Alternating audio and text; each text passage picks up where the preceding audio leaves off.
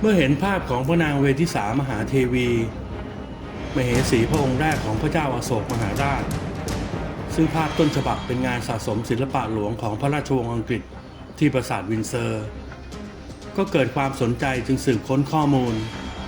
และนี่จึงเป็นที่มาของมหาเทวีแห่งสารจีเป็นที่รับรู้กันจากคัมภีร์ทางศาสนาและหลักฐานทางประวัติศาสตร์เมื่อพูดถึงพระเจ้าอโศกมหาราชจะรับรู้ได้ว่าพระองค์เป็นจักรพรรดิผู้ยิ่งใหญ่แห่งราชวงศ์มௌริยะในอนุทวีปอินเดียมีศูนย์กลางจักรวรรดิที่เมืองปัตตาลีบุตรแคว้นมคธในระยะแรกนั้นพระองค์ปกครองแผ่นดินและขยายอาณาเขตทำสงครามอย่างโหดเหี้ยมจนผู้คนเรียกขานพระนามว่าจันทาโศกราชมีความหมายไปในทำนองอโศกผู้โหดเหี้ยมอำมหิตจนต่อมาพระองค์หันมานับถือพระพุทธศาสนาเป็นองค์อัครศาสนูปถัมภกจนเป็นต้นทางให้พุทธศาสนารุ่งเรืองแผ่ขยายออกไปมากที่สุดในประวัติศาสตร์ภายหลังจึงได้รับการยกย่องว่าธรรมโศกราชมีความหมายว่าเป็นราชาแห่งธรรมผู้ยิ่งใหญ่ในพุทธศตวรรษที่3และได้รับการกล่าวขานด้วยความยกย่องมาจนถึงทุกวันนี้พระเจ้าอโศกมีมเหสี4พระองค์คือพระนางอสันทิมิตราอัครมเหสีที่ได้รับการสถาปนาในคราวที่พระองค์ขึ้นครองราชย์ส่วนมเหสีพระองค์ต่อมาคือพระนางการุวากีมีพระโอรสคือเจ้าชายติวราองค์ต่อมาคือพระนางปัทมวตีมีพระโอรสคือเจ้าชายกุณาระราชกุมารและในช่วงปลายพระชนชีพหลังจากพระนางอสันทิมิตราสิ้นพระชนจึงมีการสถาปนาอัครมเหสีพระองค์ใหม่พระนามว่าพระนางติสรักขาแต่แท้ที่จริงแล้วในคัมภีร์ทางศาสนายังย้ำถึงเรื่องราวของพระมเหสีนอกบัลลังก์ที่มีบทบาทสูงที่สุดและเป็นสตรีที่อยู่ในพระทัยของพระเจ้าอโศกมหาราชไม่เสื่อมคลายเธอคนนั้นก็คือพระนางเวทิสามหาเทวีข้อความในคัมภีร์พุทธศาสนาระบุว่าในปีพ.ศ. 253เมื่ออายุได้14 พรรษาอโศกราชกุมารได้รับพระราชบัญชาจากพระเจ้าพินทุสารพระราชบิดาให้ไปปกครองเมืองอุเชนีแคว้นอวันตีซึ่งตกเป็นเมืองขึ้นหลังกองทัพปัตตลีบุตรได้รับชัยชนะจากสงครามทางประวัติศาสตร์วิเคราะห์ถึงเหตุผลที่พระเจ้าพินทุสารส่งพระองค์ไปยังอุเชนีส่วนหนึ่งอาจเป็นเพราะถูกยุยงปลุกปั่นจากบรรดามเหสีของพระองค์ซึ่งล้วนแข่งแย่งในโอกาสการครองราชย์ของราชบุตรแต่ละพระองค์คัมภีร์ทางศาสนายังระบุไว้ตอนหนึ่งว่าพระเจ้าพินทุสารมีมเหสีถึง16พระองค์ซึ่งให้กำเนิดราชกุมารถึง101องค์ในจำนวนนี้มีเจ้าชายสุสีมะเป็นโอรสที่ประสูติจากพระนางจารุมิตรามหาราณีอัครมเหสีซึ่งเป็นตัวเต็งที่จะเป็นกษัตริย์มคธพระองค์ต่อไปแต่ทั้งอัครมเหสีและเจ้าชายสุสีมะ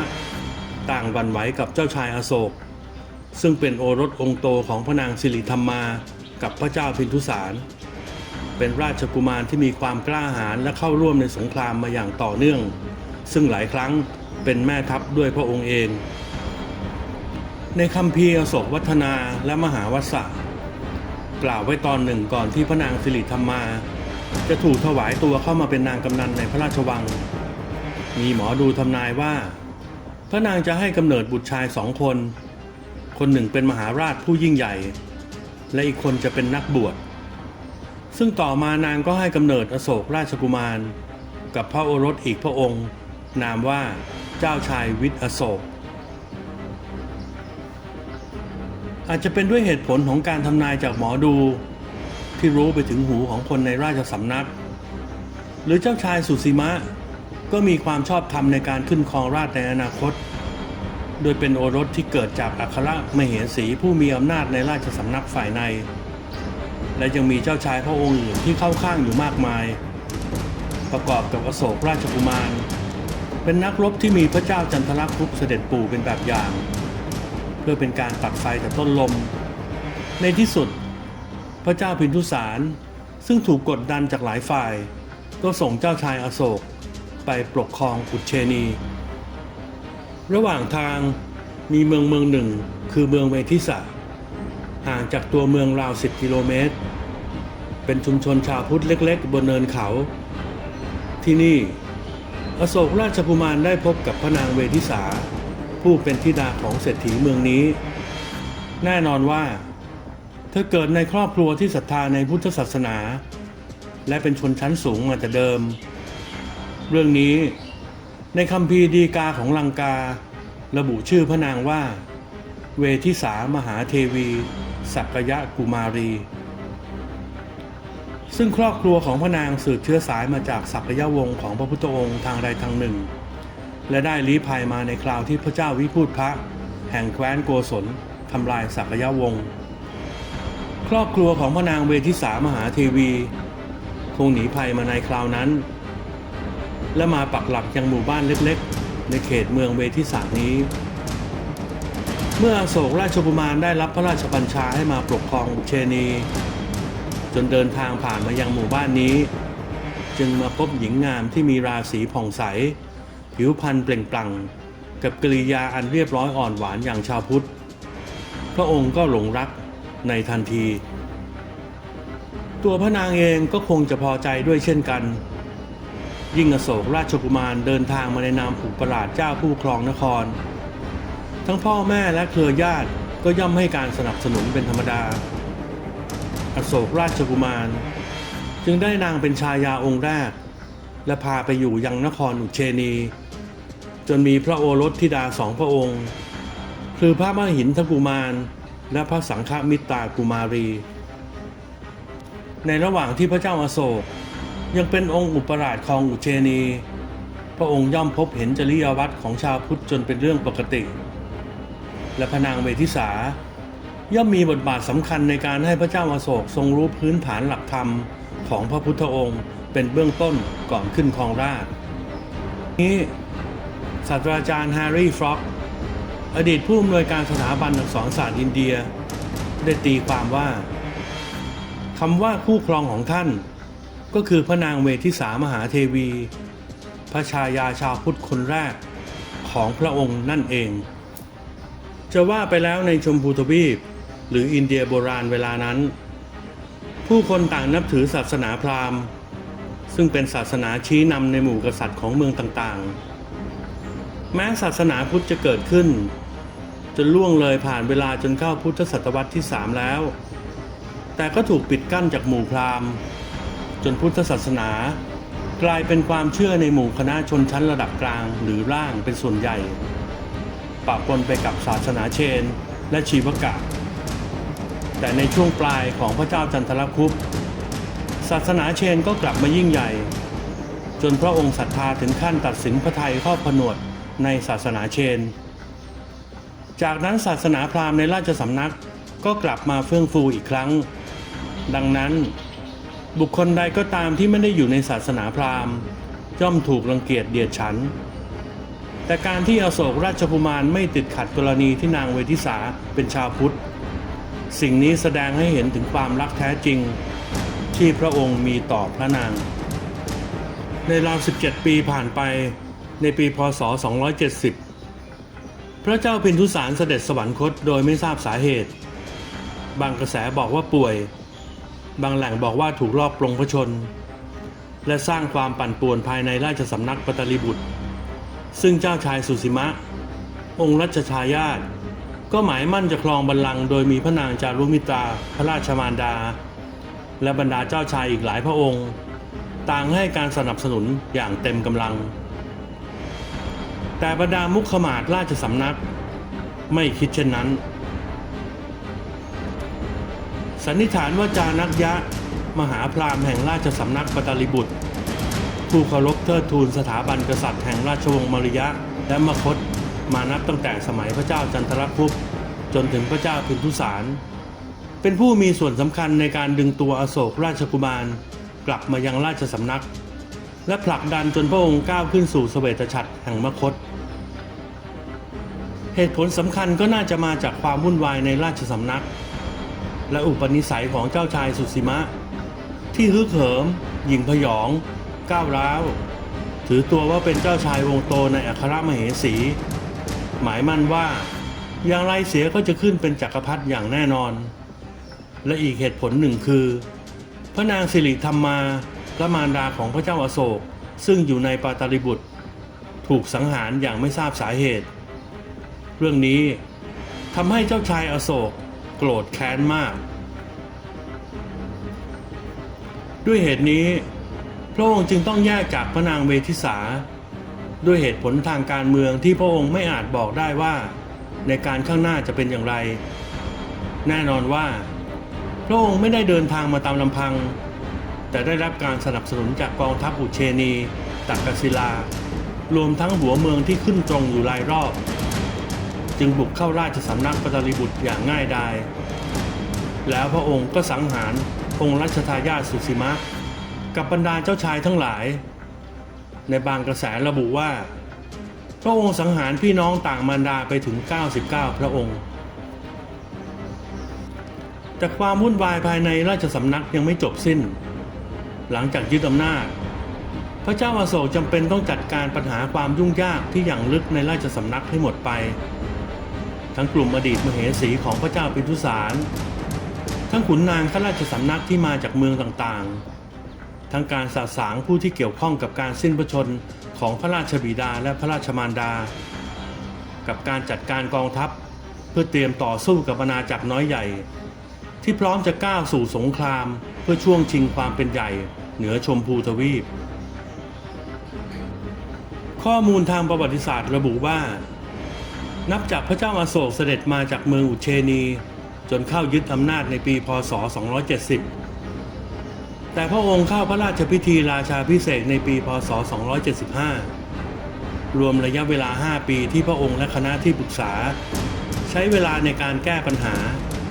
ซึ่งไม่เฉพาะปัญหาภายในเท่านั้นแต่ยังรวมถึงการแสวงหาพันธมิตรเพื่อสร้างความมั่นคงต่อจักรวรรดิที่เกรียงไกรมานับตั้งแต่สมัยพระอัยกาและพระราชบิดาพระองค์จึงต้องเข้าพระราชพิธีอภิเษกสมรสกับพระนางอสันธิมิตราจากราชอาณาจักรอสันธิวาสะซึ่งเป็นพันธมิตรเชื้อสายมௌริยะและยังนับถือพุทธศาสนาเช่นเดียวกับพระนางเวทิสาต่อมาก็มีมเหสีจากเมืองต่างๆอีก3 พระองค์ยังไม่รวมนางสนมที่ถูกส่งเข้ามาด้วยเหตุผลทางการเมืองอีกเป็นจำนวนมากตัวพระนางเวทิสาเองยังคงอยู่กับหมู่พญาติที่เมืองเวทิสาซึ่งนักวิชาการทางประวัติศาสตร์ต่างวิเคราะห์กันว่าอาจเป็นเพราะพระนางเป็นคนเรียบง่ายไม่ต้องการเข้าไปยุ่งเกี่ยวกับความวุ่นวายภายในราชสำนักปาตาลิบุตรที่พระเจ้าอโศกได้บัลลังก์มาด้วยการเข็นฆ่าพระบรมวงศานุวงศ์และอาจเกี่ยวเนื่องกับบาดแผลในใจในการลี้ภัยของครอบครัวในสงครามเมื่อครั้งอดีตดังนั้นจึงเพียงให้พระธิดากับพระโอรสติดตามไปอยู่ด้วยเท่านั้นหลังการเสด็จขึ้นครองราชย์ท่ามกลางการปฏิรูปภายในอย่างขนาดใหญ่นับตั้งแต่การสังหารพี่น้องร่วม100 คนจักรพรรดิพระองค์ที่3แห่งมௌริยะก็เริ่มมีจิตใจโหดเหี้ยมมากขึ้นทุกขณะพระองค์สังหารทุกคนที่ไม่ตอบสนองความต้องการพร้อมกับยกกำลังขยายดินแดนออกไปอย่างกว้างใหญ่ไพศาลจนทั่วอนุทวีปอินเดียและประสบความสำเร็จมากกว่าดินแดนที่เคยมีมาในสมัยพระอัยกาและพระราชบิดาจนสงครามครั้งสุดท้ายที่นำมาสู่ความสูญเสียชีวิตผู้คนอย่างมากมายและนั่นก็ถึงจุดเปลี่ยนครั้งสำคัญในสงครามครั้งสุดท้ายพ.ศ. 283หรือ260 ปีก่อนคริสตกาลพระองค์ทรงยกทัพไปทำศึกกับเมืองกลิงคะซึ่งปัจจุบันอยู่ในรัฐโอทิสาสงครามครั้งนั้นพระองค์ยังคงได้รับชัยชนะแต่ก็ทรงรู้สึกหดหู่ต่อการตายของผู้คนนับแสนกับอีกจำนวนมากกว่านั้นที่พระองค์ขับไล่ให้กลายเป็นคนเร่ร่อนทุกหย่อมหญ้ามีแต่ซากศพเสียงร่ำไห้และผู้อดอยากหิวโหยอยู่ทั่วไปจนในวันหนึ่งพระองค์เห็นสามเณรน้อยรูปหนึ่งนามว่านิโครธสามเณรเดินผ่านพระราชวังด้วยวรรณะผุดผ่องกับกิริยาเยื้องย่าง อย่างผู้ที่ได้รับการอบรมและฝึกตนมาอย่างดีทรงรู้สึกเลื่อมใสศรัทธาจึงอาราธนาให้หยุดแล้วถามออกไปข้าแต่สามเณรท่านพอจะทราบคำสอนขององค์พุทธะหรือไม่ขอท่านช่วยบอกแก่เราหน่อยสามเณรนิโครธจึงตอบว่าความไม่ประมาทเป็นเส้นทางอันควรความประมาทเป็นหนทางไปสู่ความตายผู้ประมาทย่อมไม่ต่างไปจากคนตายพระเจ้าอโศกทรงสะดุดพระทัยกับคำพูดที่เจาะกลางใจทรงปิติเลื่อมใสในทันทีเมื่อสอบถามจึงได้รู้ว่าสามเณรน้อยรูปนี้เป็นโอรสของเจ้าชายสุสีมะอดีตว่าที่องค์รัชทายาทซึ่งเป็นหนึ่งในพระเชษฐาต่างพระมารดาที่พระองค์สังหารในคราวเข้ายึดอำนาจในพระนครครั้งนั้นในคราวนั้นเจ้าชายสุสีมะต้องเสด็จหนีโดยพาพระชายาที่กำลังตั้งครรภ์แก่จนไปคลอดทารกชายใกล้เรือนจันทานใต้ต้นไทรสามเณรน้อยจึงมีนามว่านิโครธซึ่งแปลว่าต้นไทรจนเจริญวัยก็เข้าผนวดเป็นสามเณรในพระพุทธศาสนาตั้งจิตเจริญภาวนาจนบรรลุธรรมและวิสัชนาข้อปุจฉาจนพระเจ้าอโศกทรงเข้าใจลึกซึ้งถึงแก่นธรรม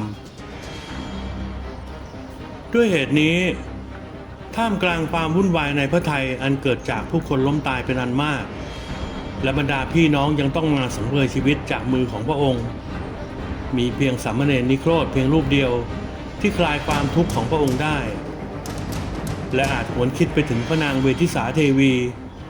ผู้ซึ่งประพฤติเยี่ยงกุลสตรีในวิถีพุทธทุกย่างก้าวภายหลังพระองค์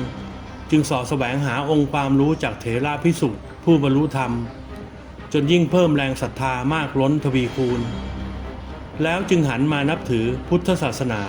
อย่างจริงจังพระองค์ทรงศรัทธาพระพุทธศาสนาอย่างแรงกล้าท่ามกลางแวดวงพราหมณ์ในราชสำนักที่จำต้องอยู่ควบคู่กันไปจนพระองค์เปลี่ยนอาณาจักรจากทุรยุคนองเลือดให้กลายมาเป็นแผ่นดินธรรมปักหลักพระพุทธศาสนาจนเป็นปึกแผ่นมั่นคงทรงจัดส่งสมณทูต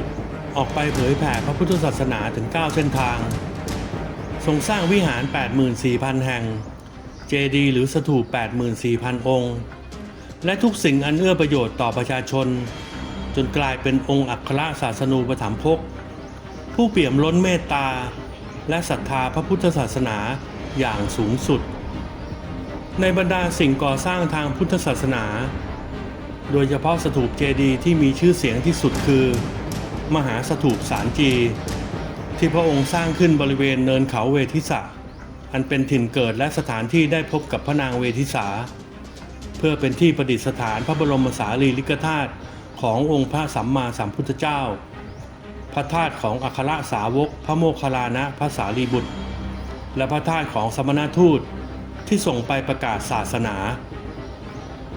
มีการสันนิษฐานกันว่ามหาสถูปองค์นี้แต่เดิมสร้างด้วยดินในราวพ.ศ.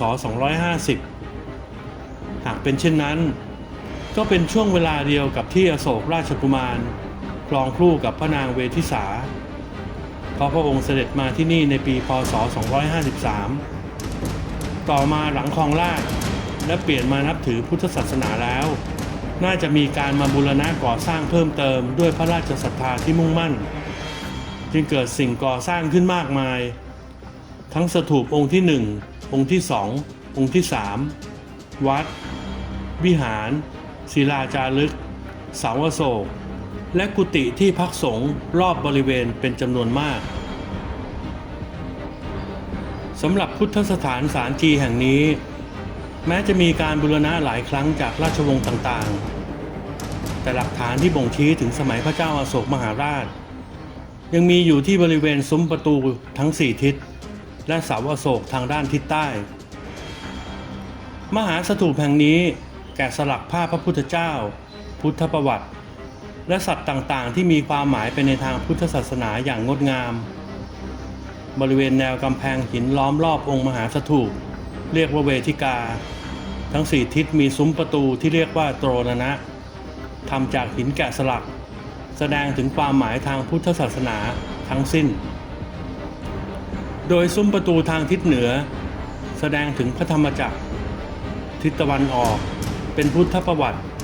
ตั้งแต่พระพุทธองค์ยังทรงเป็นเจ้าชายสิทธัตถะจนถึงการแสวงหาทางหลุดพ้นจนตรัสรู้ทิศตะวันตกแสดงถึงการปฐมเทศนาส่วนทางทิศใต้แสดงถึงการประสูติและทศชาติชาดกขอบบนสุดของซุ้มนี้มีจารึกระบุว่าเป็นช่างฝีมือของราชวงศ์สัตวาหนะองค์สถูปหรือองค์ระฆังเป็นเรือนธาตุเหนือเนินภายในเป็นรูปทรงโอคว่ำมีความสูง16 เมตรเส้นผ่าศูนย์กลาง37 เมตรด้านบนเป็นบัลลังก์รองรับฉัตรเรียกว่าหันมิกาส่วนยอดฉัตรทั้ง3เรียกว่าฉัตรวลีอันมีความหมายถึงวรรณกษัตริย์ถือเป็นศิลปะทางพุทธศาสนาที่เก่าแก่ที่สุดในอินเดียปัจจุบันมหาสถูปแห่งนี้มีชื่อเป็นทางการว่ากลุ่มพุทธสถานแห่งสารจียูเนสโกขึ้นทะเบียนเป็นมรดกโลกเมื่อปีพ.ศ. 2532สำหรับกลุ่มพุทธสถานสารจีถูกค้นพบเป็นครั้งแรกโดยนักโบราณคดีชาวอังกฤษคือนายพลเฮนรี่เทย์เลอร์